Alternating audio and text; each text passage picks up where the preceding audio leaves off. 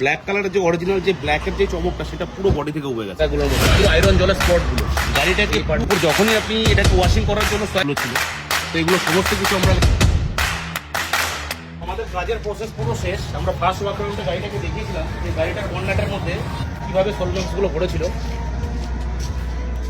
করতে পেরেছি আপনার মনের মতো? একদম আমার মন মতোই হয়েছে। এটা 1.5 বছর বয়স গাড়িটা, এত অল্প সময়ের মধ্যে গাড়িটার বডিটা কীরকম ধরনের রাফ হয়েছে। কারণ একটা ব্ল্যাক কালারের গাড়ির উপর যখন এই ধুলোগুলো পড়ছে আর হার্ড ওয়াটারের স্পটগুলো দেখুন, আয়রন জলের স্পটগুলো কীভাবে বসেছে।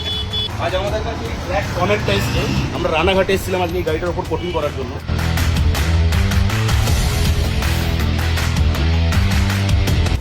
এখন গাড়িটার মধ্যে পুরো ক্লিয়ারিটি দেখুন যে অরিজিনাল ব্ল্যাক কালারটা কীভাবে গ্লস ফুটে উঠেছে। এই ধরনের এই সাইডগুলোতে যেভাবে হার্ড ওয়াটারগুলো পুরো স্টে হয়েছিল এই জায়গাগুলোর মধ্যে, পুরো আয়রন জলের স্পটগুলো এই পার্টগুলোর মধ্যে, এগুলো টোটালগুলো সমস্ত কিছু আমাদের রিমুভ করতে হয়েছে।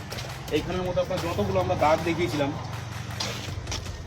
যে গাড়িটার মধ্যে এই যেন অসম্ভব দাগগুলো ছিল, তো এগুলো সমস্ত কিছু আমরা আগে রিমুভ করেছি, দেন তারপর আমরা এটার মধ্যে সেরামিক কোটিংয়ের প্রোটেকশনটা করেছি।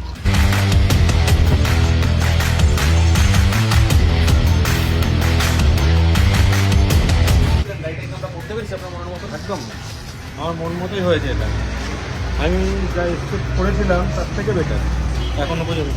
ওকে স্যার, থ্যাংক ইউ।